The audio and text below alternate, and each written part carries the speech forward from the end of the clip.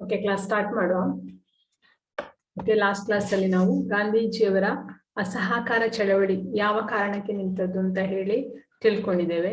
ಯಾವ ಘಟನೆಯ ಕಾರಣದಿಂದಾಗಿ ಗಾಂಧೀಜಿಯವರು ಅಸಹಕಾರ ಚಳವಳಿಯನ್ನ ಕೈ ಬಿಟ್ಟಿರುವಂತದ್ದು ಅಥವಾ ಹಿಂಪಡೆದದ್ದು?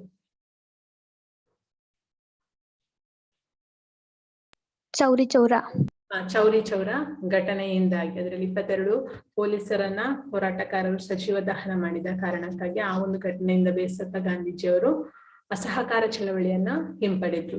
ನೆಕ್ಸ್ಟ್ ಸವಿನಯ ಕಾನೂನು ಭಂಗ ಚಳವಳಿ ಅಂತೇಳಿ ಹೇಳಿದ್ದೇನೆ. ಸವಿನಯ ಕಾನೂನು ಭಂಗ ಚಳವಳಿಗೆ 3 ಸನ್ನಿವೇಶಗಳನ್ನು ಸಹ ನಾನು ಎಕ್ಸ್ಪ್ಲೈನ್ ಮಾಡಿದ್ದೇನೆ.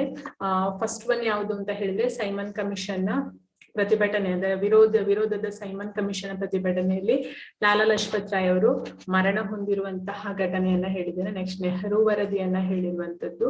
ನೆಕ್ಸ್ಟ್ ಲಾಹೋರ್ ಕಾಂಗ್ರೆಸ್ ಅಧಿವೇಶನದಲ್ಲಿ ಪೂರ್ಣ ಸ್ವರಾಜ್ಯವನ್ನ ಘೋಷಿಸಿರುವಂತದ್ದು. ಸೊ ಈ 3 ಸನ್ನಿವೇಶಗಳು ಸವಿನಯ ಕಾನೂನು ಭಂಗ ಚಳವಳಿಗೆ ಕಾರಣೀಕರ್ತವಾದದ್ದು. ಸೊ ಈ ಮೂಲಕ ಸವಿನಯ ಕಾನೂನು ಭಂಗ ಚಳವಳಿ ಪ್ರಾರಂಭ ಆಗ್ತದೆ ಸಬರಮತಿ ಆಶ್ರಮದಿಂದ ದಂಡಿಯವರೆಗೆ. ಇದರ ನೇತೃತ್ವವನ್ನು ವಹಿಸಿದವರು ಗಾಂಧೀಜಿಯವರು. ಹೌದಾ? ಸೊ ಒಂದ್ ನಿಮಿಷ.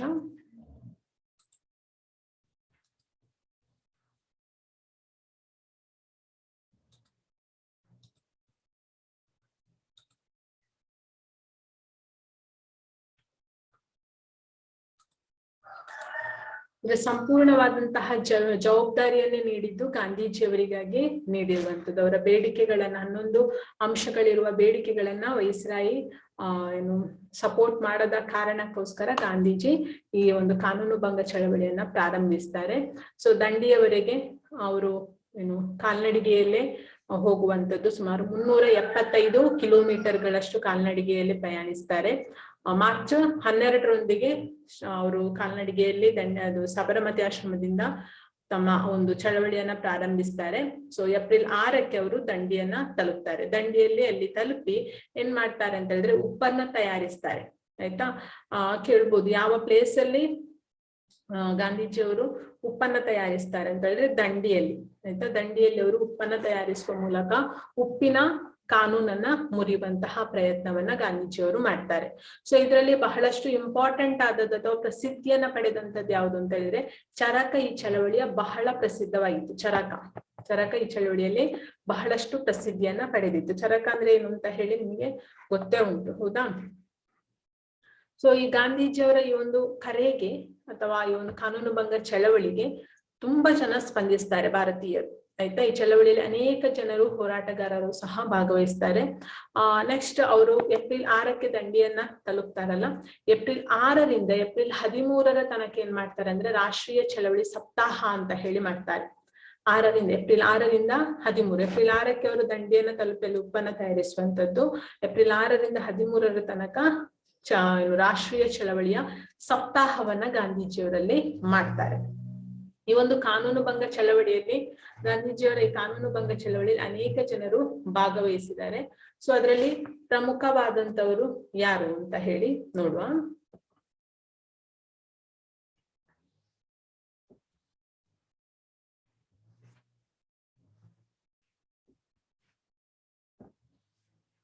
ಪ್ರಮುಖವಾಗಿ ಈ ಒಂದು ಉಪ್ಪಿನ ಸತ್ಯಾಗ್ರಹದಲ್ಲಿ ಅಥವಾ ಈ ಒಂದು ಕಾನೂನು ಭಂಗ ಚಳವಳಿಯಲ್ಲಿ ಗಾಂಧೀಜಿಯವರ ಜೊತೆಯಲ್ಲಿ ಭಾಗವಹಿಸಿದಂತಹ ಪ್ರಮುಖರು, ಅದನ್ನೊಂದು ನೋಟ್ ಮಾಡಿಕೊಡಿ. ಆಯ್ತಾ? ಗಾಂಧೀಜಿಯವರ ಜೊತೆಯಲ್ಲಿ ಭಾಗವಹಿಸಿದಂತಹ ಕೆಲವರು ಯಾರೆಲ್ಲ ಅಂತ ಹೇಳಿ ನೋಟ್ ಮಾಡಿಕೊಳ್ಳಿ. ಕೇಳುವ ಸಾಧ್ಯತೆಗಳಿರ್ತದೆ. NTSC 10th ಇದರಲ್ಲಿ ಕೇಳಲಿಕ್ಕಿಲ್ಲ ಫೈನಲ್ ಎಕ್ಸಾಮ್ಗೆ, ಆದ್ರೆ NTSC ಯಲ್ಲಿ ಕೇಳುವ ಸಾಧ್ಯತೆಗಳಿರ್ತದೆ.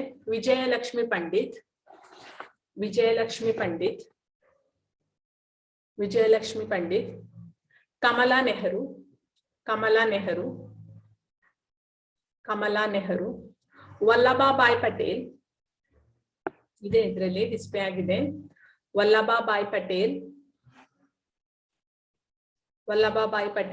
ರಾಜಗೋಪಾಲಾಚಾರಿ,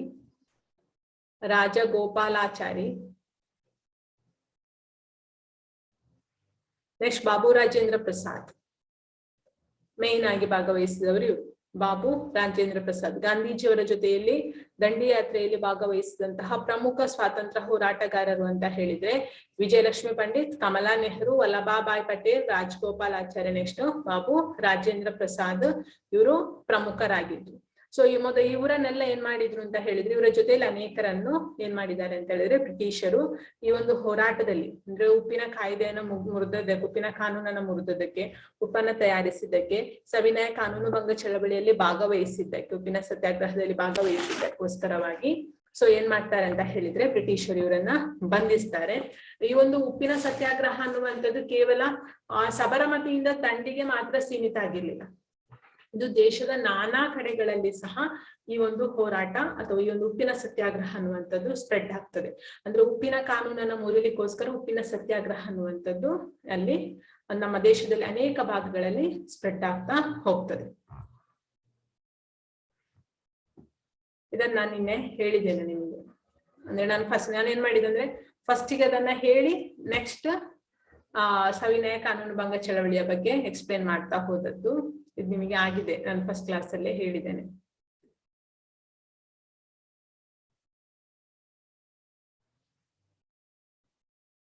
ಹೌದಾ? ಇದೆಲ್ಲವನ್ನು ಸಹ ಎಕ್ಸ್ಪ್ಲೇನ್ ಮಾಡಿ ಆಗಿದೆ ನಿನ್ನೆ ಮೊನ್ನೆಯ ಕ್ಲಾಸ್ ಅಲ್ಲಿ.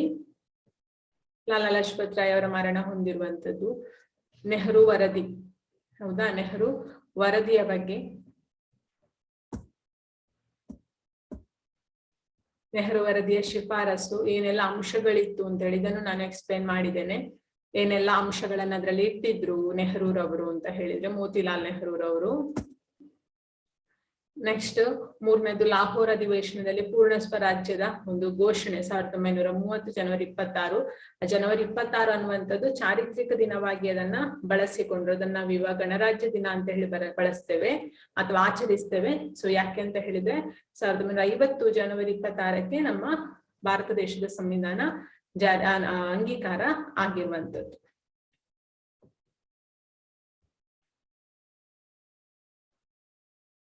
ಇದು ಒಂದು ನಿಮ್ಗೆ ಗೊತ್ತಿರ್ಲಿ ಅಂತ ಹೇಳಿ, ಕನ್ನಡಿಗ ದಂಡಿ ಉಪ್ಪಿನ ಸತ್ಯಾಗ್ರಹದಲ್ಲಿ ಭಾಗವಹಿಸಿದಂತಹ ಒಬ್ಬ ಕನ್ನಡಿಗ 18 ವರ್ಷದ ತರುಣ ಮೈಲಾರ ಮಹಾದೇವಪ್ಪ.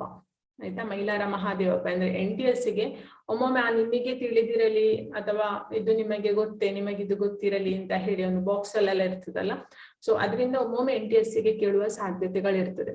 ಫೈನಲ್ ಎಕ್ಸಾಮಿಗೆ ಇಲ್ಲ, ಅದರಿಂದ ಕೇಳುದಿಲ್ಲ, ಆದ್ರೆ NTSಗೆ ಅದರಿಂದ ಕೇಳುವಂತಹ ಸಾಧ್ಯತೆಗಳಿರ್ತದೆ. ಸೊ ಅದಕ್ಕೋಸ್ಕರ ಮೈಲಾರ ಮಹಾದೇವಪ್ಪ ಕರ್ನಾಟಕದವರು 18 ವರ್ಷದಲ್ಲಿ ದಂಡಿ ಸತ್ಯಾಗ್ರಹದಲ್ಲಿ ಗಾಂಧೀಜಿಯವರ ಜೊತೆಯಲ್ಲಿ ಭಾಗವಹಿಸಿದ್ದಾರೆ. ಅವರು ಮಾತ್ರ ಅಲ್ಲದೆ ಅನೇಕ ಜನರು ಸಹ ಭಾಗವಹಿಸಿದ್ದಾರೆ. ಯಾರೆಲ್ಲ ಅಂತ ಹೇಳಿ ಇದರಲ್ಲಿ ಉಂಟು, RR ದಿವಾಕರ್, ಕೌಜಲಗಿ ಹನುಮಂತರಾಯರಿರ್ಬೋದು, ಗಂಗಾಧರ ದೇಶಪಾಂಡೆ, ಈ ರೀತಿಯ ಮೊದಲಾದವರು ಭಾಗವಹಿಸಿದ್ದಾರೆ. ಸೊ ಅಷ್ಟು ಮಾತ್ರ ಅಲ್ಲದೆ ಅವರು ಯಾವ ರೀತಿಯಲ್ಲಿ ಭಾಗವಹಿಸಿದ್ರು ಈ ಕರ್ನಾಟಕದ ಕೆಲವರು ಅಂತ ಹೇಳಿದ್ರೆ, ಸತ್ಯಾಗ್ರಹ ಸಮಿತಿಯನ್ನ ರಚಿಸಿ ಕಾರವಾರ ಜಿಲ್ಲೆಯ ಅಂಕೋಲ ತಾಲೂಕಿನಲ್ಲಿ ಉಪ್ಪಿನ ಸತ್ಯಾಗ್ರಹವನ್ನ ಮಾಡಿದ್ದಾರೆ. ಅಂದ್ರೆ ಅಂಕೋಲದಲ್ಲಿ ಆದಂತಹ ಸತ್ಯಾಗ್ರಹ ಯಾವ್ದಂದ್ರೆ ಉಪ್ಪಿನ ಸತ್ಯಾಗ್ರಹ. ಆಯ್ತು, ಇದು ತಿಳ್ಕೊಳ್ಳಿ. ಸೊ ಇದಿಷ್ಟು ಸವಿನಯ ಕಾನೂನು ಭಂಗ ಚಳವಳಿಯ ಬಗ್ಗೆ. ಸೊ ಈ ಕಾನೂನು ಭಂಗ ಚಳವಳಿ ಆದ ನಂತರ, ಅಂದ್ರೆ ಅಲ್ಲಿ ಆ ಕಾನೂನು ಭಂಗ ಚಳವಳಿಯಲ್ಲಿ ಗಾಂಧೀಜಿ ಸೇರಿದಂತೆ ಕೆಲವು ಮಹಾನ್ ನಾಯಕರುಗಳನ್ನು ಅಥವಾ ಕೆಲವು ಹೋರಾಟಗಾರರನ್ನ ಗಾಂಧೀಜಿಯವರು ಬ್ರಿಟಿಷರು ಅರೆಸ್ಟ್ ಮಾಡಿದ್ರು. ಸೊ ಅರೆಸ್ಟ್ ಮಾಡಿದ ನಂತರ ಅವರನ್ನು ಬಿಡುಗಡೆ ಮಾಡ್ತಾರೆ. ಯಾಕೆ ಅಂತ ಹೇಳಿದ್ರೆ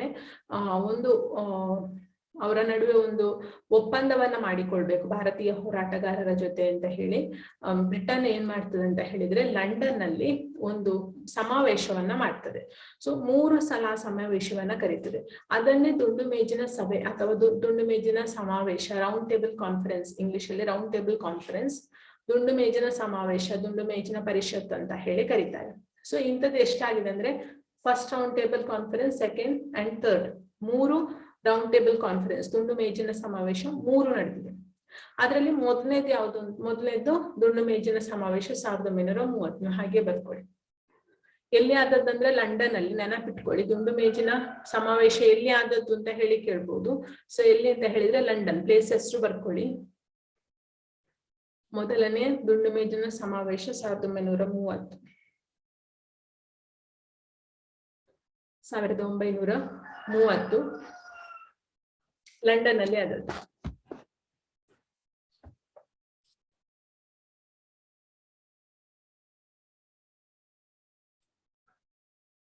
ಸಾರಿ ಮಕ್ಕಳೇ, ಕಟ್ ಆಯ್ತು ಒಮ್ಮೆ. ಒಂದ್ ನಿಮಿಷ.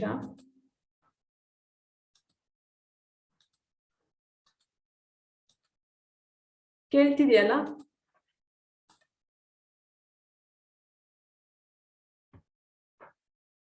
ಕೇಳ್ತಿದಲ್ಲ ಮಕ್ಕಳೇ? ಮೆಸೇಜ್ ಮಾಡಿ ಯಾರಾದ್ರು. ಹಾ, ಎಸ್, ಥ್ಯಾಂಕ್ ಯು. ಓಕೆ, ಮೊದಲನೇ ದುಂಡು ಮೇಜಿನ ಸಭೆ ಅಥವಾ ಎಲ್ಲಾ ದುಂಡು ಮೇಜಿನ ಸಭೆ ಲಂಡನ್ ನಲ್ಲೇ ಆಗಿರುವಂತದ್ದು. ಇದು ಯಾಕೆ ಆಯ್ತು ಅಂತ ಹೇಳಿದ್ರೆ, ಭಾರತೀಯರನ್ನ ಹೊರತುಪಡಿಸಿ ಸರ್ಕಾರ ಯಾವುದೇ ನಿರ್ಧಾರವನ್ನ ಕೈಗೊಳ್ಳಿಕ್ಕೆ ಸಾಧ್ಯ ಇಲ್ಲ ಅನ್ನುವಂಥದ್ದು ಬ್ರಿಟಿಷ್ ಗವರ್ಮೆಂಟ್ಗೆ ಗೊತ್ತಾಗ್ತದೆ.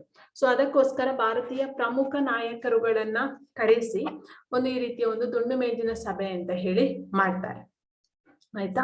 ಸೊ ಈ ಸಮಾವೇಶದಲ್ಲಿ ಮೊಟ್ಟ ಮೊದಲನೇ ಬಾರಿಗೆ ಅಸ್ಪೃಶ್ಯತಾ ಸಮುದಾಯವನ್ನು ಪ್ರತ್ಯೇಕವಾಗಿ ಪ್ರತಿನಿಧಿಸುವ ಅವಕಾಶವನ್ನು ಸಹ ಕಲ್ಪಿಸಿ ಕೊಡಲಾಗ್ತದೆ. ಈ ಸಮಾವೇಶದಲ್ಲಿ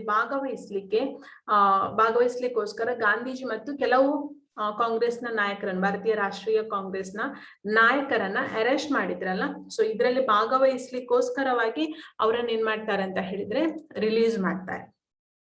ಆಯ್ತಾ? ಸೊ ಆದ್ರೆ ಕಾಂಗ್ರೆಸ್ ಮತ್ತು ಗಾಂಧೀಜಿ ಮತ್ತು ಕಾಂಗ್ರೆಸ್ನ ನಾಯಕರು ಏನ್ ಮಾಡ್ತಾರೆ ಅಂದ್ರೆ, ಈ ದುಂಡು ಮೇಜಿನ ಸಭೆಯಲ್ಲಿ ಭಾಗವಹಿಸ್ಲಿಕ್ಕೆ ನಿರಾಕರಿಸ್ತಾರೆ, ಒಪ್ಪುದಿಲ್ಲ. ಅವರು ಅದರಲ್ಲಿ ಭಾಗವಹಿಸುದಿಲ್ಲ. ಹಾಗೆ ಅಂತ ಹೇಳಿ ಕೆಲವು ಭಾರತೀಯರು ಅದರಲ್ಲಿ ಭಾಗವಹಿಸ್ತಾರೆ. ಸೊ ಯಾರೆಲ್ಲ ಇದರಲ್ಲಿ ಭಾಗವಹಿಸ್ತಾರೆ ಅಂತ ಹೇಳಿದ್ರೆ, ದೇಶೀಯ ಸಂಸ್ಥಾನದ ಪ್ರತಿನಿಧಿಗಳು. ಪ್ರತಿಯೊಂದು ದೇಶೀಯ ಸಂಸ್ಥಾನ, ನಮ್ಮ ದೇಶದಲ್ಲಿ ಅನೇಕ ಸಂಸ್ಥಾನಗಳಿತ್ತಲ್ವಾ, ಸೊ ಆ ಸಂಸ್ಥಾನಕ್ಕೆ ಪ್ರತಿನಿಧಿಗಳು ಯಾರಿದ್ರು ಅವರು ಭಾಗವಹಿಸ್ತಾರೆ. ನೆಕ್ಸ್ಟ್ ಬೇರೆ ಬೇರೆ ಸಮುದಾಯದ ಮುಖಂಡರು ಯಾರೆಲ್ಲ ಅಂತ ಹೇಳಿ ಬರ್ಕೊಳ್ಳಿ. ಮೊದಲನೇ ದುಂಡು ಮೇಜಿನ ಸಮಾವೇಶದಲ್ಲಿ ಭಾಗವಹಿಸಿದ ಭಾರತೀಯರು ಯಾರೆಲ್ಲ? ಗಾಂಧೀಜಿ ಮತ್ತು ಕಾಂಗ್ರೆಸ್ನ ನಾಯಕರು ಭಾಗವಹಿಸುವುದಿಲ್ಲ, ನೆನಪಿಟ್ಕೊಳ್ಳಿ. ಮೊದಲನೇ ದುಂಡು ಮೇಜಿನ ಸಮಾವೇಶದಲ್ಲಿ ಗಾಂಧೀಜಿ ಭಾಗವಹಿಸಿದ್ರ ಅಂತ ಹೇಳಿದ್ರೆ ಇಲ್ಲ, ಭಾಗವಹಿಸ್ಲಿಲ್ಲ. ಯಾರೆಲ್ಲ ಭಾಗವಹಿಸಿದ್ರು ಅಂತ ಹೇಳಿ ನಮಗೆ ಬೇಕಲ್ವಾ? ಸೊ ಬರ್ಕೊಳ್ಳಿ. ಡಾಕ್ಟರ್ ಬಿ ಆರ್ ಅಂಬೇಡ್ಕರ್,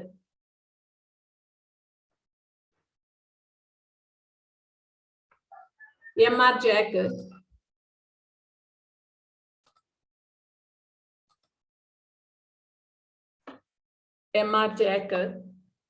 ಕಾಣ್ತಾ ಉಂಟು ಸ್ಕ್ರೀನ್ ಅಲ್ಲಿ, ಕಾಣ್ತಾ ಉಂಟು ನೋಡಿಕೊಳ್ಳಿ. Doctor B R Ambedkar, M.R. Jacker, Tej Bahadur ಸಫ್ರು,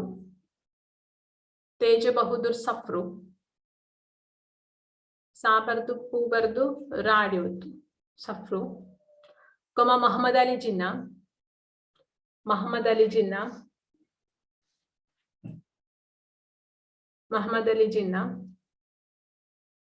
Srinivasa Shastri.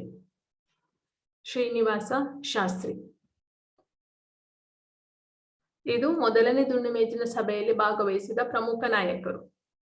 ಅಂದ್ರೆ ಫಾರ್ ಎಕ್ಸಾಂಪಲ್ NTSCಗೆ ಈ ಕೆಳಗಿನವುಗಳಲ್ಲಿ ರೀತಿಯಲ್ಲಿ ಕ್ವಶನ್ ಬರುವ ಸಾಧ್ಯತೆ ಇದೆ. ಮೊದಲನೇ ದುಂಡು ಮೇಜಿನ ಸಭೆಯಲ್ಲಿ ಭಾಗವಹಿಸಿದವರು ಯಾರು ಅಲ್ಲ, ಅಥವಾ ಯಾರು ಸೇರಿದ್ದಾರೆ, ಒಂದು ಇಬ್ಬಿಬ್ಬರ ಹೆಸರು ಕೊಟ್ಟು ಯಾರು ಅಂತ ಹೇಳಿ ಕೇಳ್ಬೋದು. ಈಗ ಫಾರ್ ಎಕ್ಸಾಂಪಲ್ ಅಂಬೇಡ್ಕರ್ ಗಾಂಧೀಜಿ ಹಾಗೆ ಕೊಟ್ಟಾಗ ಅಂಬೇಡ್ಕರ್ ಗಾಂಧೀಜಿ ಆಪ್ಷನ್ ರೈಟ್ ಆಗುದಿಲ್ಲ. For example doctor B R Ambedkar Srinivasa Shastri ಅಂತ ಹೇಳಿ ಆಪ್ಷನ್ ಇದ್ರೆ ದಟ್ ಇಸ್ ರೈಟ್ ಆನ್ಸರ್ ಆಗ್ತದೆ. ಹೌದಾ? ಅವರು ಭಾಗವಹಿಸಿದವರು. ಸೊ ಆ ರೀತಿಯಲ್ಲಿ ಕ್ವಶನ್ ಕೇಳುವ ಸಾಧ್ಯತೆಗಳು ಇರ್ತದೆ. ಆಯ್ತಾ? ಇಲ್ಲಿ ಕೆಲವೊಂದು ನಿರ್ಧಾರಗಳನ್ನ ಕೈಗೊಳ್ತಾರೆ ಈ ಮೊದಲನೆಯ ದುಂಡು ಮೇಜಿನ ಸಭೆಯಲ್ಲಿ. ಸೊ ಏನೆಲ್ಲ ಅಂತ ಹೇಳಿದ್ರೆ, ಡೊಮಿನಿಯನ್ ಸ್ಟೇಟಸ್, ಜವಾಬ್ದಾರಿಯುತ ಸರ್ಕಾರ, ಮತ್ತೆ ಜವಾಬ್ದಾರಿಯುತ ಸರ್ಕಾರ, ಮತೀಯ ಪ್ರಾತಿನಿಧ್ಯಗಳ ಕುರಿತಾದಂತಹ ಕೆಲವು ವಿಚಾರಗಳಿಗೆ ಸಂಬಂಧಿಸಿ ನಿರ್ಧಾರಗಳನ್ನ ಕೈಗೊಳ್ಳಲಾಗ್ತದೆ. ಸಮಾವೇಶದಲ್ಲಿ ಅದಕ್ಕೆ ಸಮ್ಮತಿಯನ್ನು ಸಹ ಕೊಡಲಾಗ್ತದೆ. ಡೊಮಿನಿಯನ್ ಸ್ಟೇಟಸ್, ಜವಾಬ್ದಾರಿಯುತ ಸರ್ಕಾರ ಮತ್ತು ಮತೀಯ ಪ್ರಾತಿನಿಧ್ಯಕ್ಕೆ ಸಂಬಂಧಿಸಿದಂತೆ ಅಂದ್ರೆ ಸಮ್ಮತಿಯನ್ನ ಕೊಡಲಾಗ್ತದೆ.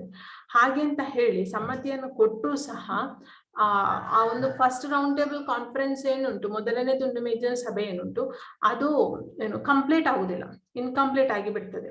ಸೊ ಯಾಕೆ ಅದು ಕಂಪ್ಲೀಟ್ ಆಗುದಿಲ್ಲ ಅಂತ ಹೇಳಿದ್ರೆ, ಭಾರತೀಯ ರಾಷ್ಟ್ರೀಯ ಕಾಂಗ್ರೆಸ್ನ ಪ್ರಮುಖ ನಾಯಕರು ಮತ್ತು ಗಾಂಧೀಜಿ ಸೊ ಆ ಒಂದು ಫಸ್ಟ್ ರೌಂಡ್ ಟೇಬಲ್ ಕಾನ್ಫರೆನ್ಸ್ ಅಲ್ಲಿ ಭಾಗವಹಿಸಿದ ಕಾರಣಕ್ಕಾಗಿ ಮೊದಲನೇ ದುಂಡು ಮೇಜಿನ ಸಭೆ ಕಂಪ್ಲೀಟ್ ಆಗುದಿಲ್ಲ, ಪೂರ್ಣಗೊಳ್ಳುವುದಿಲ್ಲ. ಅರ್ಥ ಆಯ್ತಾ? ಯಾಕೆ ಕಂಪ್ಲೀಟ್ ಆಗಿಲ್ಲ ಅಂತ ಹೇಳಿದ್ರೆ ಇದೇ ಕಾರಣಕ್ಕೋಸ್ಕರದು ಪೂರ್ತಿಗೊಳ್ಳುವುದಿಲ್ಲ. ಸೊ ಅದಕ್ಕೋಸ್ಕರ ಭಾರತೀಯ ರಾಷ್ಟ್ರೀಯ ಕಾಂಗ್ರೆಸ್ನ ಮನವೊಲಿಸಲಿಕ್ಕೋಸ್ಕರ ದುಂಡು ಮೇಜಿನ ಸಭೆಯಲ್ಲಿ ಅಥವಾ ಸಮಾವೇಶದ ಉದ್ದೇಶವನ್ನ ಏನು ಯಶಸ್ವಿಗೊಳಿಸ್ಬೇಕು ಅನ್ನುವ ಕಾರಣಕ್ಕೋಸ್ಕರವಾಗಿ ಅಲ್ಲೊಂದು ಒಪ್ಪಂದ ಮಾಡಿಕೊಳ್ತಾರೆ, ಅಂದ್ರೆ ವಾಪಸ್ ಇನ್ನೊಂದು ಸಭೆಯನ್ನ ಮಾಡ್ಲಿಕ್ಕೆ. ಸೊ ಅದನ್ನೇ ಏನ್ ಹೇಳ್ತಾರೆ ಅಂತ ಹೇಳಿದ್ರೆ ಅದು ಯಾರ ನಡುವೆ ನಡೆದದ್ದು ಅಂದ್ರೆ ಗಾಂಧೀಜಿ ಮತ್ತು ವೈಸ್ರಾಯ್ ಆದಂತಹ ಇರ್ವಿನ್ ನಡುವೆ ನಡೆದದ್ದು. ಸೊ ಅದಕ್ಕೋಸ್ಕರ ಆ ಒಪ್ಪಂದವೇ ಗಾಂಧಿ ಇರ್ವಿನ್ ಒಪ್ಪಂದ. ಫಾರ್ ಎಕ್ಸಾಂಪಲ್, ದುಂಡು ಮೇಜಿನ ಹೇಗೆ ಕ್ವಶನ್ ಬರ್ಬೋದು, ದುಂಡು ಮೇಜಿನ ಪರಿಷತ್ ಸಭೆಯಲ್ಲಿ ಭಾರತೀಯ ರಾಷ್ಟ್ರೀಯ ಕಾಂಗ್ರೆಸ್ನ ಭಾಗವಹಿಸುವಿಕೆಗೆ ಸಂಬಂಧಿಸಿದಂತೆ ಮಾಡಲ್ಪಟ್ಟಂತಹ ಒಪ್ಪಂದ ಯಾರ ನಡುವೆ ಇತ್ತು ಅಥವಾ ಯಾವ ಒಪ್ಪಂದ ಅಂತ ಕೇಳಿದ್ರೆ ಆ ಒಪ್ಪಂದ ಯಾರ ನಡುವೆ ಆದದ್ದು ಅಂತ ಹೇಳಿದ್ರೆ ವೈಸ್ರಾಯ್ ಆದಂತಹ ಇರ್ವಿನ್ ಮತ್ತು ಗಾಂಧೀಜಿಯ ನಡುವೆ. ಒಪ್ಪಂದದ ಹೆಸರು ಏನು ಅಂತ ಹೇಳಿದ್ರೆ ಗಾಂಧಿ ಇರ್ವಿನ್ ಒಪ್ಪಂದ. ಯಾವಾಗ ಅಂತ ಹೇಳಿದ್ರೆ 1931. ಆಯ್ತಾ? ಸೊ ನೀವು ಇದನ್ನ ಹೀಗೆ ಬರ್ಕೊಳ್ಳಿ, ಇದಿಷ್ಟನ್ನ ಬರ್ದ್ರೆ ನಿಮ್ಗೆ ಅದರಲ್ಲಿ ಎಲ್ಲಾ ಆನ್ಸರ್ ಉಂಟು ಇಲ್ಲಿಂದ ಇಲ್ಲಿ ತನಕ. ಬರ್ಕೊಳ್ಳೋದೇ ಒಳ್ಳೇದು ಅಂತ ಅನಿಸ್ತದೆ ನನಗೆ. ದುಂಡು ಮೇಜಿನ ಸಮಾವೇಶದ ಉದ್ದೇಶವನ್ನ ಯಶಸ್ವಿಗೊಳಿಸುವ ಸಂಬಂಧವಾಗಿ, ಬರೀ ಇರ್ವಿನ್ ಅಂತ ಬರಿಬೇಡಿ ಮಕ್ಳೇ, ವೈಸ್ರಾಯ್ ಇರ್ವಿನ್ ಆಯ್ತದು, ವೈಸ್ರಾಯ್ ಇರ್ವಿನ್, ಬರೀ ಇರ್ವಿನ್ ಅಲ್ಲ, ಅವರು ವೈಸ್ರಾಯ್ ಇರ್ವಿನ್.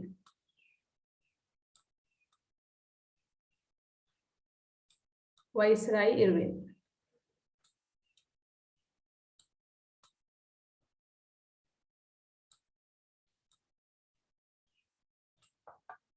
ದುಂಡು ಮೇಜಿನ ಸಮಾವೇಶದ ಉದ್ದೇಶವನ್ನ ಯಶಸ್ವಿಗೊಳಿಸಲು ಗಾಂಧಿ ಮತ್ತು ವೈಸ್ರಾಯ್ ಇರ್ವಿನ್ ನಡುವೆ ಒಪ್ಪಂದವಾಯಿತು.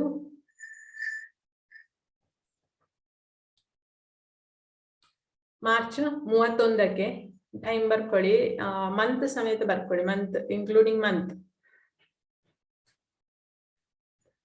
ಮಾರ್ಚ್ 1931. ಸೊ ಇದನ್ನ ಏನು ಅಂತ ಕರೀತಾರೆ ಅಂದ್ರೆ ಗಾಂಧಿ ಇರ್ವಿನ್ ಒಪ್ಪಂದ ಅಂತ ಹೇಳಿ ಕರೀತಾರೆ. ತುಂಬಾ ಇಂಪಾರ್ಟೆಂಟ್ ಆಗಿರ್ತದೆ, ಇವನ್ ಫೈನಲ್ ಎಕ್ಸಾಮಿಗೆ ಸಹ ಇದು ಇಂಪಾರ್ಟೆಂಟ್ ಮಕ್ಳೇ. ಸೊ ನೋಟ್ ಮಾಡಿಕೊಳ್ಳೋದನ್ನ ಸರಿಯಾಗಿ.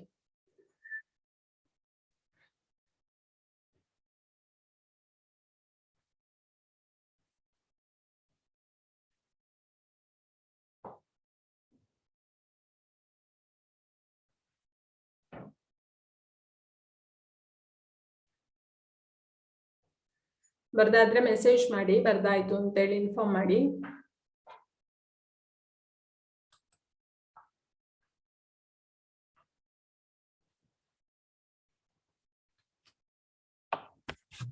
ಸೊ ಗಾಂಧಿ ಇರ್ವಿನ್ ಒಪ್ಪಂದ ಯಾತಕ್ಕೆ ಅಂದ್ರೆ ಇನ್ನೊಂದು ರೌಂಡ್ ಟೇಬಲ್ ಕಾನ್ಫರೆನ್ಸ್ ಅಲ್ಲಿ ಗಾಂಧೀಜಿ ಭಾಗವಹಿಸಬೇಕಿತ್ತು ಅವರಿಗೆ ಅನಿವಾರ್ಯವಾಗಿ.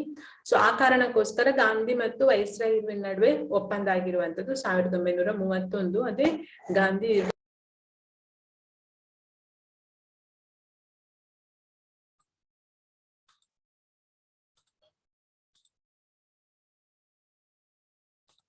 ಆಯ್ತಾ? ಬರ್ದು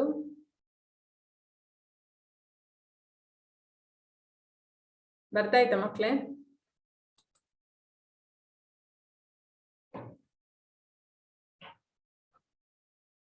ಮೆಸೇಜ್ ಮಾಡಿ ಯಾರಾದ್ರೂ ಬರ್ದಾಯ್ತು ಅಂತ.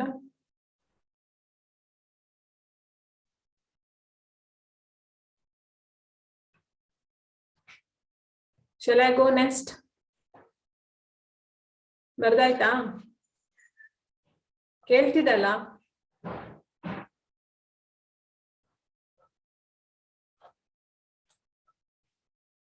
ಓಕೆ ಸರಿ. ಸೊ ಇಲ್ಲಿಗೆ ಫಸ್ಟ್ ರೌಂಡ್ ಟೇಬಲ್ ಕಾನ್ಫರೆನ್ಸ್ ಅದರ ನೆಕ್ಸ್ಟ್ ಆದಂತಹ ಒಪ್ಪಂದ ಅಲ್ಲಿಗೆ ಕಂಪ್ಲೀಟ್ ಆಯ್ತು. ಸೊ ನೆಕ್ಸ್ಟ್ ಬರುವಂತದ್ದು ಎರಡನೇ ದುಂಡು ಮೇಜಿನ ಸಮಾವೇಶ. ಸೈಡ್ ರೀಡಿಂಗ್ ಹಾಗೆ ಹಾಕಿ ಎರಡನೇ ದುಂಡು ಮೇಜಿನ ಸಮಾವೇಶ ಅಥವಾ ಎರಡನೇ ದುಂಡು ಮೇಜಿನ ಸಭೆ ಅಂತ ಹೇಳಿ ಹಾಕಿ.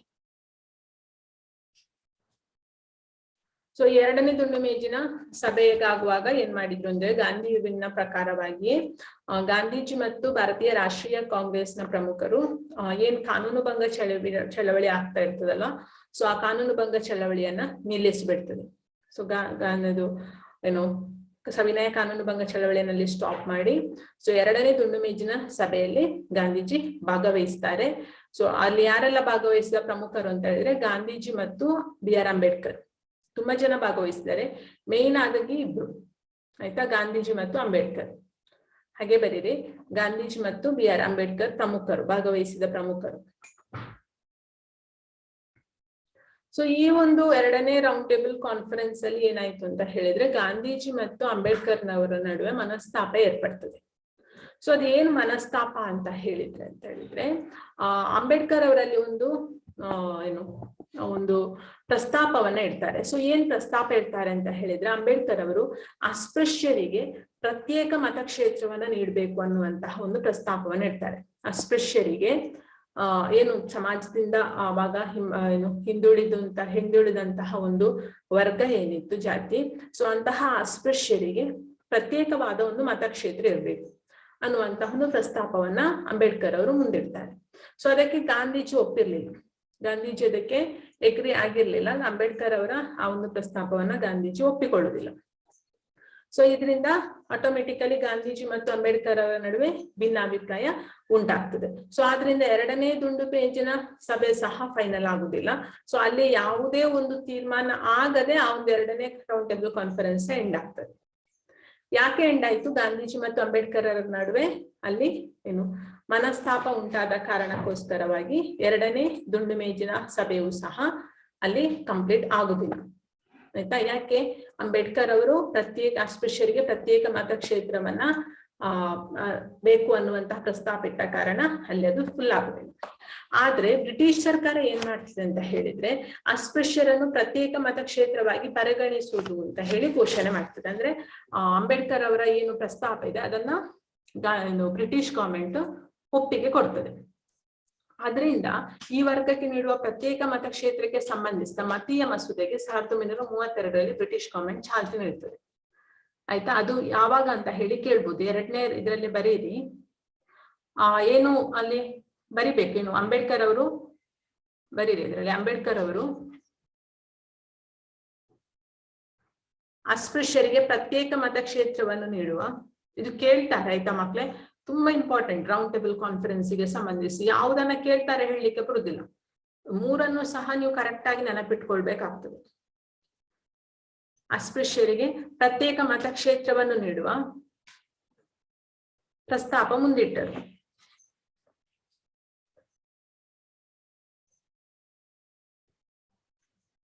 ಅಸ್ಪೃಶ್ಯರಿಗೆ ಪ್ರತ್ಯೇಕ ಮತಕ್ಷೇತ್ರವನ್ನು ನೀಡುವ ಪ್ರಸ್ತಾಪವನ್ನ ಮುಂದಿಟ್ಟರು. ಅಲ್ಲೇ ಡ್ಯಾಶ್ ಹಾಕಿ ಬರೀರಿ. ಗಾಂಧೀಜಿ ಇದನ್ನು ಒಪ್ಪಲಿಲ್ಲ ಅಂತ ಬರೀರಿ.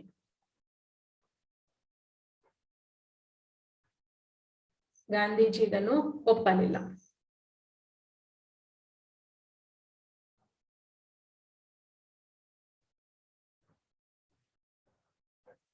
ನೆಕ್ಸ್ಟ್ ಪಾಯಿಂಟ್ ಅಲ್ಲಿ ಬರೀರಿ.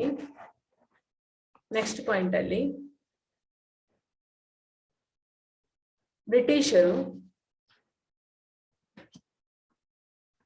ಬ್ರಿಟಿಷರು ಅಸ್ಪೃಶ್ಯರಿಗೆ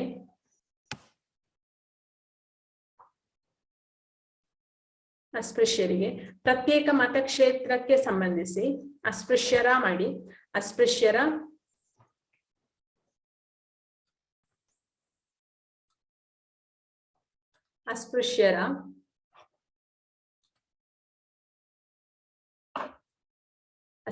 ಪ್ರತ್ಯೇಕ ಮತಕ್ಷೇತ್ರಕ್ಕೆ ಸಂಬಂಧಿಸಿದ ಅಸ್ಪೃಶ್ಯರ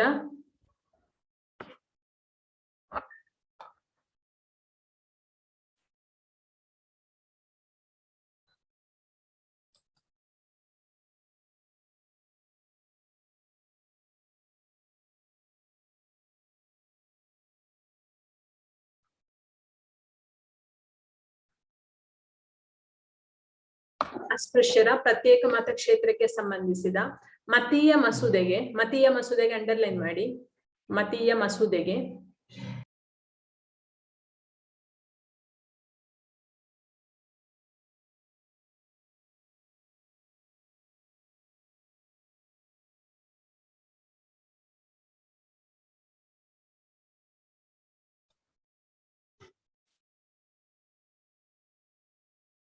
ಸ್ವಲ್ಪ ಇಂಟರ್ನೆಟ್ ಪ್ರಾಬ್ಲಮ್ ಉಂಟು ಮಕ್ಕಳೇ, ಕಟ್ ಆಗ್ತಾ ಉಂಟು, ಅದಕ್ಕೋಸ್ಕರ. ಆಯ್ತಾ? ಪ್ರತ್ಯೇಕ ಮತಕ್ಷೇತ್ರಕ್ಕೆ ಸಂಬಂಧಿಸಿದ ಮತೀಯ ಮಸೂದೆಗೆ ಅಂಡರ್ಲೈನ್ ಮಾಡಿ 1932ರಲ್ಲಿ ಚಾಲ್ತಿ ನೀಡಿದರು. ಮತೀಯ ಮಸೂದೆಗೆ 1932ರಲ್ಲಿ ಚಾಲ್ತಿ ನೀಡಿದರು. ಅಲ್ಲಿ ಮತೀಯ ಮಸೂದೆ ಯಾವಾಗ ಬಂದದ್ದು ಅಂತ ಹೇಳಿ ಕೇಳಿದ್ರೆ 1932, ಅದಕ್ಕೋಸ್ಕರ ಅದನ್ನು ಬರೆಸಿದ್ದು, ನೆನಪಿಟ್ಕೊಳ್ಳಿ. ಅಥವಾ ಮತೀಯ ಮಸೂದೆ 1932 ಯಾವ ದುಂಡು ಮೇಜಿನ ಪರಿಷತ್ ಸಮಾವೇಶದ ಫಲಿತಾಂಶವಾಗಿದೆ ಅಂತ ಸಹ ಕೇಳ್ಬೋದು. ಆನ್ಸರ್ 2ನೇ ದುಂಡು ಮೇಜಿನ ಸಭೆ. ಆಯ್ತಾ? ಸೊ ಅದನ್ನ ನೆನಪಿಟ್ಟುಕೊಳ್ಳಿ. ಸೊ ಗಾಂಧೀಜಿಯವರಿಗೆ ಇದು ಒಪ್ಪಿಗೆ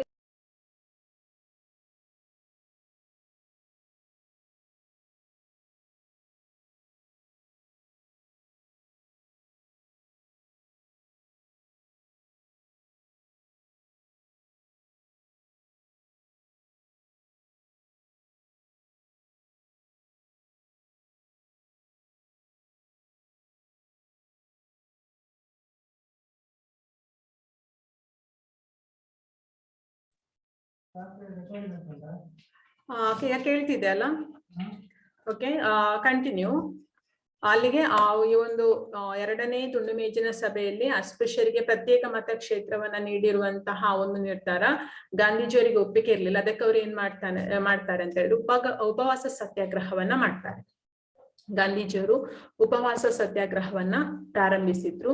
ಸೊ ಇದರ ಫಲವಾಗಿ ಅಲ್ಲಿ ಏನಾಯ್ತು ಅಂತ ಹೇಳಿದ್ರೆ ಅಂಬೇಡ್ಕರ್ ಅವರ ಮನವೊಲಿಸ್ಲಿಕ್ಕೆ ಪ್ರಯತ್ನ ಮಾಡ್ತಾರೆ. ಅಂದ್ರೆ ಅಂಬೇಡ್ಕರ್ ಅವರು ಏನು ಅಸ್ಪೃಶ್ಯರಿಗೆ ಪ್ರತ್ಯೇಕ ಮತಕ್ಷೇತ್ರವನ್ನ ತಂದಿದ್ರು, ಸೊ ಆ ನಿರ್ಧಾರವನ್ನ ಕೈ ಬಿಡ್ಬೇಕು ಅಂತ ಹೇಳಿ ಎಲ್ಲರೂ ಒತ್ತಾಯ ಮಾಡ್ತಾರೆ. ಫೈನಲಿ ಗಾಂಧೀಜಿ ಮತ್ತು ಅಂಬೇಡ್ಕರ್ ಅವರ ನಡುವೆ ಒಂದು ಒಪ್ಪಂದ ಆಗ್ತದೆ. ಆಯ್ತಾ?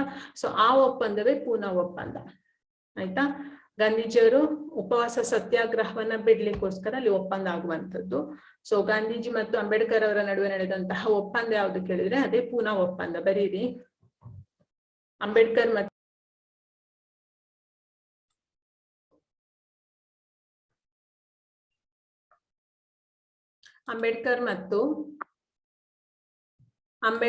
ಮತ್ತು ಗಾಂಧೀಜಿಯವರ ನಡುವೆ ನಡೆದ ಒಪ್ಪಂದ, ಅಂಬೇಡ್ಕರ್ ಮತ್ತು ಗಾಂಧೀಜಿಯವರ ನಡುವೆ ನಡೆದ ಒಪ್ಪಂದ ಪೂನಾ ಒಪ್ಪಂದ. ಅಂಬೇಡ್ಕರ್ ಮತ್ತು ಗಾಂಧೀಜಿಯವರ ನಡುವೆ ನಡೆದ ಒಪ್ಪಂದ ಪೂನಾ ಒಪ್ಪಂದ.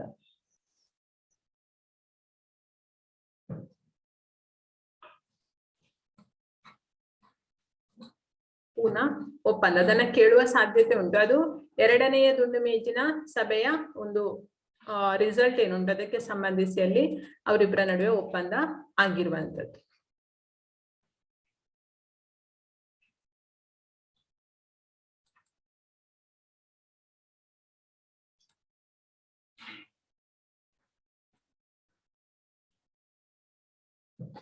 ಸೊ ಅಲ್ಲಿ ಆ ಭಿನ್ನಾಭಿಪ್ರಾಯ ಮುಗ್ದು ಹೋಗ್ತದೆ. ಅಂಬೇಡ್ಕರ್ ಮತ್ತು ಗಾಂಧೀಜಿಯವರ ನಡುವೆ ಇದ್ದಂತಹ ಭಿನ್ನಾಭಿಪ್ರಾಯ ಏನಿದೆ ಪೂನಾ ಒಪ್ಪಂದದ ಮೂಲಕ ಮುಕ್ತಾಯ ಆಗ್ತದೆ. ಸೊ ಅದರ ಮೂಲಕ ಏನು ಅಸ್ಪೃಶ್ಯರಿಗೆ ಪ್ರತ್ಯೇಕ ಮತಕ್ಷೇತ್ರವನ್ನ ನೀಡಿದ್ರು, ಸೊ ಆ ಒಂದು ನಿರ್ಧಾರವನ್ನ ಕೈ ಬಿಡಲಾಗ್ತದೆ. ಸೊ ಅದರ ಬದಲಾಗಿ ಏನ್ ಮಾಡಲಾಗ್ತದೆ ಅಂತ ಹೇಳಿದ್ರೆ ಅಸ್ಪೃಶ್ಯರಿಗೆ ಪ್ರತ್ಯೇಕ ಮತಕ್ಷೇತ್ರದ ಬದಲಾಗಿ ಸಾಮಾನ್ಯವಾದಂತಹ ಮತಕ್ಷೇತ್ರ ಏನುಂಟು, ಚುನಾವಣೆಯಲ್ಲಿ ಸಾಮಾನ್ಯ ಮತಕ್ಷೇತ್ರಗಳಿರ್ತದಲ್ಲ, ಸೊ ಆ ಸಾಮಾನ್ಯ ಮತಕ್ಷೇತ್ರಗಳಲ್ಲಿ ಅಸ್ಪೃಶ್ಯರಿಗೆ ಮೀಸಲಾಗಿಡಲಾಯಿತು ಕೆಲವು ಸ್ಥಾನಗಳನ್ನ. ಆಯ್ತಾ? ಸಾಮಾನ್ಯ ಮತಕ್ಷೇತ್ರದಲ್ಲಿ ಅಸ್ಪೃಶ್ಯರಿಗೆ ಕೆಲವು ಸ್ಥಾನ, ಅಂದ್ರೆ ಈಗಲೂ ಉಂಟಲ್ಲ ರಿಸರ್ವೇಶನ್ ಸಿಸ್ಟಮ್, ಅಂದ್ರೆ ಮೀಸಲಾತಿ ವ್ಯವಸ್ಥೆ. ಸೊ ಆ ಒಂದು ಸಿಸ್ಟಮ್ ಅನ್ನು ಈ ಪೂನಾ ಒಪ್ಪಂದದ ನಂತರವೇ ಜಾರಿಗೆ ತರಲಾಯಿತು. ಅಂತಹ ಕಡೆಗಳಲ್ಲಿ ಅಸ್ಪೃಶ್ಯ ಪ್ರತಿನಿಧಿ ಎಲ್ಲಾ ಜನರ ಪ್ರತಿನಿಧಿ ಆಗ್ತಾ ಇತ್ತು. ಅಂದ್ರೆ ಸಾಮಾನ್ಯ ಅಂದ್ರೆ ಈಗ ಅಲ್ಪ ಅಸ್ಪೃಶ್ಯರಿಗೆ ಮಾತ್ರ ಮತಕ್ಷೇತ್ರ ಇದ್ರೆ ಅವರು ಅಸ್ಪೃಶ್ಯರಿಗೆ ಮಾತ್ರ ನಾಯಕರಾಗಿರ್ತಾ ಇದ್ರು. ಈ ಸಾಮಾನ್ಯ ಸಭೆಯಲ್ಲಿ ಸಹ ಅಸ್ಪೃಶ್ಯರಿಗೆ ಮೀಸಲಾತಿ ಇಟ್ಟ ಕಾರಣವಾಗಿ ಅವರು ಎಲ್ರಿಗೆ ಸಹ ಪ್ರತಿನಿಧಿ ಆಗ್ಲಿಕ್ಕೆ ಅವಕಾಶ ಮಾಡಿ ಕೊಡಲಾಗ್ತದೆ. ಪ್ರತ್ಯೇಕ ಮತಕ್ಷೇತ್ರಕ್ಕೆ ಬದಲಾಗಿ ಕೆಲವು ಕ್ಷೇತ್ರಗಳು ಅಸ್ಪೃಶ್ಯರಿಗೆ ಅವರ ವರ್ಗಗಳಿಗೆ ಕಾದಿರಿಸಲ್ಪಟ್ಟಿದೆ. ಆ ಒಂದು ಸಿಸ್ಟಮ್ ಈಗಲೂ ಸಹ ಉಂಟು. ಕೆಲವು ಕ್ಷೇತ್ರ ಮೀಸಲಾತಿ ಕ್ಷೇತ್ರ ಅಂತಲೇ ಇದೆ, ಅಂದ್ರೆ ಅಲ್ಲಿ ಮೀಸಲಾತಿ ವರ್ಗದವರು ಮಾತ್ರ ಸ್ಪರ್ಧಿಸ್ಲಿಕ್ಕೆ ಆಗುವಂತದ್ದು. ಆಯ್ತಾ? ಬ್ರಿಟಿಷ್ ಸರ್ಕಾರವು ಕೇಂದ್ರದಲ್ಲಿ ಇದು 2ನೇ ರೌಂಡ್ ಟೇಬಲ್ ಕಾನ್ಫರೆನ್ಸ್. ನೆಕ್ಸ್ಟ್ ಬರುವಂತದ್ದೇ 3ನೇ ದುಂಡು ಮೇಜಿನ ಸಭೆ, ಸೈಡ್ ಹೆಡ್ಡಿಂಗ್ 3ನೇ ದುಂಡು ಮೇಜಿನ ಸಭೆ 1932. ಆಯ್ತಾ? 30 ಮೊದಲನೇ ರೌಂಡ್ ಟೇಬಲ್ ಕಾನ್ಫರೆನ್ಸ್ ಅಂದ್ರೆ ಮೊದಲನೇ ದುಂಡು ಮೇಜಿನ ಸಭೆ. 1931 2ನೇ ದುಂಡು ಮೇಜಿನ ಸಭೆ. 1932 3ನೇ ದುಂಡು ಮೇಜಿನ ಸಭೆ. ಈ ಸಭೆ ಬರ್ಕೊಳ್ಳಿ, ಈ ಸಭೆ ತುಂಬಾ ಇಂಪಾರ್ಟೆಂಟ್.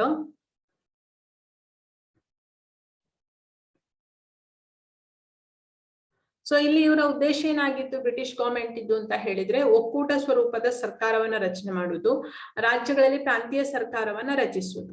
ಸೊ ಈ ಒಂದು ನಿರ್ಧಾರವನ್ನು ಇಟ್ಟುಕೊಂಡು 3ನೇ ರೌಂಡ್ ಟೇಬಲ್ ಕಾನ್ಫರೆನ್ಸ್ ಅನ್ನು ಬ್ರಿಟಿಷ್ ಗವರ್ಮೆಂಟ್ ಏರ್ಪಾಡು ಮಾಡ್ತದೆ.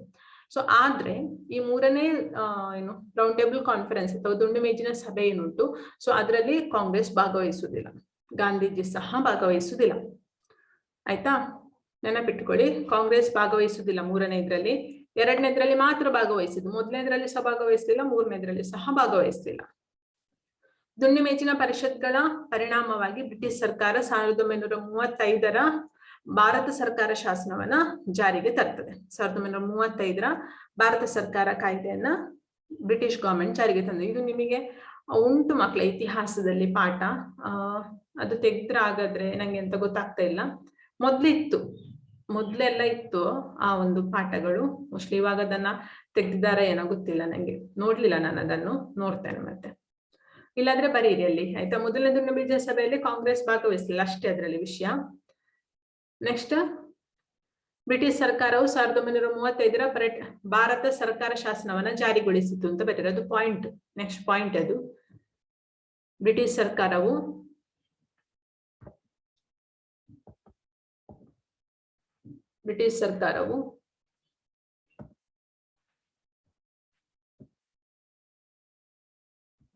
ಅದು ಪರಿಣಾಮದಲ್ಲಿ ಬರುವಂತದ್ದು. ಬ್ರಿಟಿಷ್ ಸರ್ಕಾರವು 1935ರ ಭಾರತ ಸರ್ಕಾರ ಶಾಸನವನ್ನ ಜಾರಿಗೊಳಿಸಿತು. ಭಾರತ ಸರ್ಕಾರ ಶಾಸನವನ್ನು ಜಾರಿಗೊಳಿಸಿತು.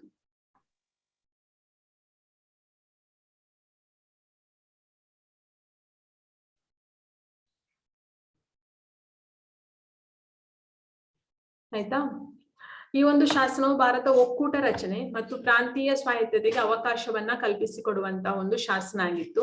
ಭಾರತೀಯರಿಗೆ ರಾಜಕೀಯ ಹಕ್ಕುಗಳು ಇದರಲ್ಲಿ ದೊರೆಯಿತು. ಅಲ್ಲಿಯ ತನಕ ಯಾವ ರೀತಿಯ ಪೊಲಿಟಿಕಲ್ ರೈಟ್ಸ್ ಅಷ್ಟೊಂದು ಭಾರತೀಯರಿಗೆ ಇರ್ಲಿಲ್ಲ. ಈ ಒಂದು 1935ರ ಏನು ಶಾಸನ ಬಂತು, ಅದರ ಮೂಲಕ ಕೆಲವೊಂದು ರಾಜಕೀಯ ಹಕ್ಕುಗಳು ಭಾರತೀಯರಿಗೆ ದೊರಕ್ತದೆ. ಸೊ ಇದರಿಂದ ಕಾಂಗ್ರೆಸ್ ಮತ್ತು ಮುಸ್ಲಿಂ ಲೀಗ್ ಸ್ಪರ್ಧೆಯಲ್ಲಿ ಭಾಗವಹಿಸಿತು. ಕಾಂಗ್ರೆಸ್ ಬಹುಮತ ಪಡೆದು ಒಕ್ಕೂಟ ಸರ್ಕಾರವನ್ನ ರಚನೆ ಮಾಡಿತ್ತು. ಯಾಕೆಂತ ಹೇಳಿದ್ರೆ ಅಲ್ಲಿ ಕಾಂಗ್ರೆಸ್ಗೆ ಪೊಲಿಟಿಕಲ್ ರೈಟ್ಸ್ ಸಿಕ್ಕಿತ್ತು. ಚುನಾವಣೆಯಲ್ಲಿ ಮುಸ್ಲಿಂ ಲೀಗ್ ಸಹ ಭಾಗವಹಿಸಿದೆ, ಕಾಂಗ್ರೆಸ್ ಸಹ ಭಾಗವಹಿಸಿದೆ. ಕಾಂಗ್ರೆಸ್ಗೆ ಸರ್ಕಾರ ರಚನೆ ಮಾಡುವಂತ ಅವಕಾಶ ಸಿಗ್ತದೆ. ಆದ್ರೆ ಫುಲ್ಲಿ ಅಲ್ಲ, ನೆನಪಿಟ್ಕೊಳ್ಳಿ ಆಯ್ತಾ. ಅದರ ಕಂಪ್ಲೀಟ್ ಹೆಡ್ ಯಾರ ಹತ್ರ ಇತ್ತು? ಬ್ರಿಟಿಷ್ ಗವರ್ಮೆಂಟ್ ಹತ್ರನೇ ಇತ್ತು. ಬ್ರಿಟಿಷ್ ಗವರ್ಮೆಂಟ್ ಹೇಳಿದ ಹಾಗೆ ರೂಲ್ಸ್ ಗಳಿತ್ತು, ಆಯ್ತಾ. ಸೊ ಇದೇ ಸಂದರ್ಭದಲ್ಲಿ ಏನಾಗಿತ್ತು ಅಂತ ಹೇಳಿದ್ರೆ ಪ್ರಪಂಚದಲ್ಲಿ 2ನೇ ಮಹಾಯುದ್ಧ ಸ್ಟಾರ್ಟ್ ಆಗ್ತದೆ. ಅಂದ್ರೆ ನಾನು ಹೇಳಿದ್ದೇನೆ, ಅದನ್ನು ಇವಾಗ ಬರ್ಕೊಳ್ಬೇಡಿ, ಪಾಠ ಉಂಟು ಅಂತ ಹೇಳಿ. 2ನೇ ಮಹಾಯುದ್ಧ ಸ್ಟಾರ್ಟ್ ಆದ್ದು 1939 to 1945. 1939ರಿಂದ 1945ರ ತನಕ 2ನೇ ಮಹಾಯುದ್ಧ ನಡೆದಿರುವಂತ. 1945ಕ್ಕೆ 2ನೇ ಮಹಾಯುದ್ಧ ಸ್ಟಾಪ್ ಆಗ್ತದೆ. ಯಾಕೆ ಅಂತ ಹೇಳಿದ್ರೆ ಇಡೀ ವಿಶ್ವದಲ್ಲಿ ಶಾಂತಿ ನೆಲೆಸಲಿಕ್ಕೋಸ್ಕರ ಒಂದು ಸಂಸ್ಥೆಯನ್ನ ಪ್ರಾರಂಭಿಸ್ತಾರೆ. ಯಾರಿಗಾದ್ರೂ ಗೊತ್ತುಂಟಾ 1945 ಅಕ್ಟೋಬರ್ 24ಕ್ಕೆ ಯಾವ ಸಂಸ್ಥೆಯನ್ನ ಸ್ಥಾಪಿಸಲಾಯಿತು ಶಾಂತಿ ಸ್ಥಾಪನೆಗೆ, ಪ್ರಪಂಚದಲ್ಲಿ ಶಾಂತಿ ಸ್ಥಾಪನೆಗೆ? ವಿಶ್ವಸಂಸ್ಥೆ. ವೆರಿ ಗುಡ್, ವಿಶ್ವಸಂಸ್ಥೆ. ಆಯ್ತಾ, ವಿಶ್ವಸಂಸ್ಥೆಯನ್ನ ಸ್ಥಾಪಿಸಲಾಗಿತ್ತು. ಸೊ ಅದನ್ನ ಇವಾಗ ಬರೆಯುವುದು ಬೇಡ, ಯಾಕಂದ್ರೆ ಅದು ವಿಶ್ವಸಂಸ್ಥೆಗೆ ಸಂಬಂಧಿಸಿದ ಪಾಠ ಉಂಟು. 1ನೇ ಮತ್ತು 2ನೇ ಮಹಾಯುದ್ಧಕ್ಕೆ ಸಂಬಂಧಿಸಿದ ಕರೆಕ್ಟ್ ಬೇರೆ ಒಂದು ಪಾಠ ಉಂಟು. ಸೊ ಈ ಒಂದು 2ನೇ ಮಹಾಯುದ್ಧ ಅನ್ನುವಂಥದ್ದು ಸ್ಟಾರ್ಟ್ ಆಗ್ತದೆ. ಸೊ ಆ ಹಿನ್ನೆಲೆಯಲ್ಲಿ ಭಾರತದ ವೈಸ್ರಾಯ್ ಏಕಪಕ್ಷೀಯವಾಗಿ ಭಾರತದ ಪರವಾಗಿ ಜರ್ಮನಿಯ ವಿರುದ್ಧ ಯುದ್ಧವನ್ನ ಘೋಷಿಸ್ತದೆ. ಸೊ ಇದನ್ನ ಕಾಂಗ್ರೆಸ್ ಒಪ್ಪುದಿಲ್ಲ. ಅಂದ್ರೆ ಭಾರತೀಯರು ಈ ಒಂದು ಮಹಾಯುದ್ಧಗಳೆಲ್ಲ ಭಾಗವಹಿಸ್ಲಿಕ್ಕೆ ಒಪ್ಪುದಿಲ್ಲ. ಯಾಕೆಂತ ಹೇಳಿದ್ರೆ ಭಾರತ ಅದಕ್ಕೆ ಯಾವ ರೀತಿಯಲ್ಲಿ ಸಹ ಸಂಬಂಧಿಸಿದಂತಹ ದೇಶ ಆಗಿರ್ಲಿಲ್ಲ, ಆಯ್ತಾ. ಅದು ಕೆಲವು ಇವಾಗ ಇಂಗ್ಲೆಂಡ್ ಇರ್ಬೋದು, ಜರ್ಮನಿ ಮತ್ತೆ ಅಮೇರಿಕಾ, ಸೊ ಇಂತಹ ದೇಶಗಳು ಮಾತ್ರ ಅದರಲ್ಲಿ ಭಾಗವಹಿಸ್ತಾ ಇದ್ದದ್ದು. ಅಂದ್ರೆ ಆ ದೇಶಗಳಿಗೆ ಸಂಬಂಧಿಸಿದಂತಹ ಯುದ್ಧ ಆಗಿತ್ತು. ಸೊ ಭಾರತವನ್ನ ಯಾಕೆ ಬ್ರಿಟಿಷ್ ಹೇಳ್ಕೊಂಡಿತ್ತು ಅಂತ ಹೇಳಿದ್ರೆ ಅಲ್ಲಿ ಬ್ರಿಟಿಷರ್ ಅಥವಾ ಇಂಗ್ಲೆಂಡ್ ಪಾರ್ಟಿಸಿಪೇಟ್ ಆಗಿತ್ತಲ್ಲ. ಸೊ ಆ ಕಾರಣಕ್ಕೋಸ್ಕರ ಅಲ್ಲಿ ಭಾರತದಲ್ಲಿದ್ದಂತ ವೈಸ್ರಾಯ್ ಅದಕ್ಕೆ ಪಾರ್ಟಿಸಿಪೇಟ್ ಆಗುವಂತೆ ಕೆಲವು ಏರ್ಪಾಡನ್ನ ಮಾಡ್ತದೆ. ಅದನ್ನ ಕಾಂಗ್ರೆಸ್ ಒಪ್ಪುದಿಲ್ಲ, ಆಯ್ತಾ.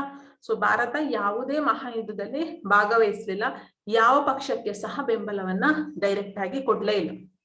ಭಾರತ ತಟಸ್ಥ ನೀತಿಯನ್ನ ಅನುಸರಿಸಿತ್ತು. 2 ಮಹಾಯುದ್ಧದಲ್ಲಿ ಸಹ ಭಾರತ ತಟಸ್ಥ ನೀತಿ ಅಂದ್ರೆ ಯಾವ ಎರಡು ಬಣಗಳಿತ್ತು, ಎರಡು ಬಣಕ್ಕೆ ಸಹ ಸಪೋರ್ಟ್ ಮಾಡ್ಲಿಲ್ಲ.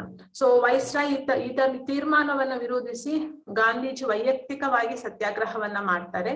ಸೊ ಭಾರತೀಯರನ್ನು ತೃಪ್ತಿಪಡಿಸ್ಲಿಕ್ಕೆ ಸ್ಟ್ರಾಫರ್ಡ್ ಕ್ರಿಪ್ಸ್ ಅವರನ್ನ ಸಂಧಾನಕ್ಕಾಗಿ ಕಳಿಸ್ತಾರೆ. ಅಂದ್ರೆ ಭಾರತೀಯರನ್ನ ಓಲೈಸ್ಲಿಕ್ಕೆ, ಎರಡನೇ ಮಹಾಯುದ್ಧದಲ್ಲಿ ಭಾಗವಹಿಸ್ಲಿಕ್ಕೆ ಓಲೈಸುವುದಕ್ಕೋಸ್ಕರ, ನಾಯಕರನ್ನ ಮನವೊಲಿಸ್ಲಿಕ್ಕೋಸ್ಕರ ಬ್ರಿಟಿಷ್ ಗವರ್ಮೆಂಟ್ ಅಥವಾ ಇಂಗ್ಲೆಂಡ್ ಏನ್ ಮಾಡ್ತದೆ ಅಂತ ಹೇಳಿದ್ರೆ ಸ್ಟ್ರಾಫರ್ಡ್ ಕ್ರಿಪ್ಸ್ ಅನ್ನುವಂಥವರನ್ನ ಭಾರತೀಯರ ಜೊತೆ ಸಂಧಾನ ಮಾಡ್ಲಿಕ್ಕೋಸ್ಕರ ಕಳುಹಿಸಿ ಕೊಡ್ತದೆ.